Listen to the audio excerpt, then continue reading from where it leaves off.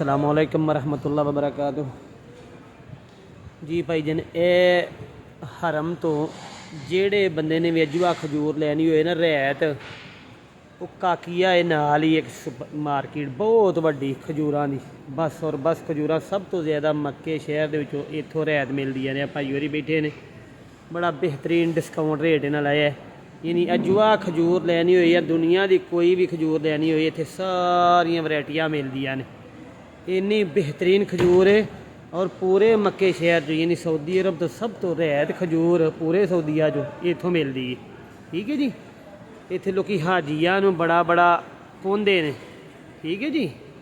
हाजिया को बड़ा बड़ा रेट ते ज़्यादा बेचारे लेंदे ने। ठीक है ना, बेचारे परेशान हो के दई आउंदे ने। इन्ना को रेट मकूल है कि अजुआ खजूर जी है वो 20 रुपये किलो वे। यानी अजुआ खजूर जी है वो 20 रुपये किलो वे। सारिया वैरायटियां ने खजूरां दी इत्थे भाजी। यह पूरी मार्केट मक्के की सब तो वड्डी जी है खजूरां लिए वे। सब तो ज़्यादा वेखो जिधर झाती मारो खजूरां ही खजूरां ने। ठीक है जी। इत्थों आके यानी हरम दे विचों 5 रुपये लगते हैं। हरम दे विचों 5 रियाल लेंदे ने। काकिया मार्केट आंदे ने उन्होंने, काकिया मार्केट उतो किसी भी टैक्सी वाले बोलोगे ना हाँ काकिया जाना है तो काकिया तुहानूं ला देगा। बड़ा भी कोई नवा बंदा समझ के 10 रुपये ले लेगा। इत्थों जिन्नी मर्जी खजूर की खरीददारी करो। ठीक है ना। यानी बड़ी बेहतरीन हर किस्म की इत्थे खजूर लगी है भाजी। इन्ना अच्छा रिजल्ट है कि बेहतरीन रेट ही बड़ा मुनासिब है। बाहर मिलती है 70 रुपये किलो 80 रुपये किलो। आम दुकाना से 70 रुपये किलो 80 रुपये किलो रेट है। ठीक है जी।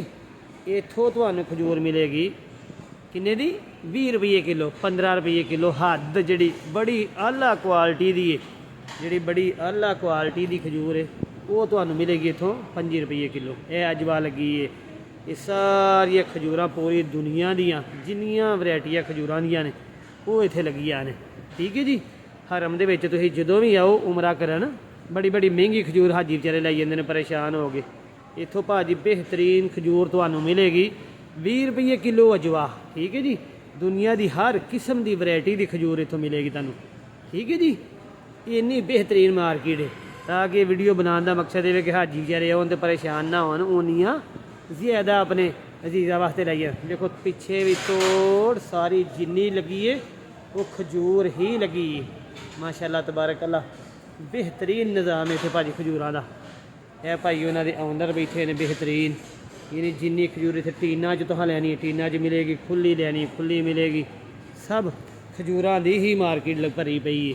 यानी टोटल कुल्लू हम सारी खजूरां दी दुकानां ने। लो जी जे वीडियो चंगी लगे तेनों लाइक कर दिया जे और सबसक्राइब भी कर दिया जे मेरे चैनल। इंशाल्लाह तुहानूं इस तरह की वीडियो वीडियो बना के सऊदी अरब दी मक्के शहर दी तुहानूं मैं विखांदा रहां। ठीक है जी। ये मक्के शहर की सब तो वड्डी होलसेल मार्केट है खजूरां दी। ठीक है जी। इत्थे आओ इत्थे खजूरां भाजी लवो सस्तिया। ठीक है जी। 20 रुपये किलो अजवा 15 रुपये किलो। हद जी आला क्वालिटी की खजूर है ना वो वे 25 रुपये किलो। ठीक है जी।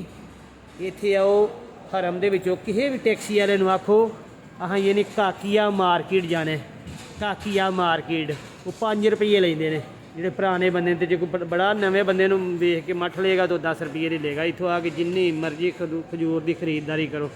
ठीक हो गया जी। लो जी रब रखा। अस्सलाम वालेकुम रहमतुल्लाह व बरकातुहू।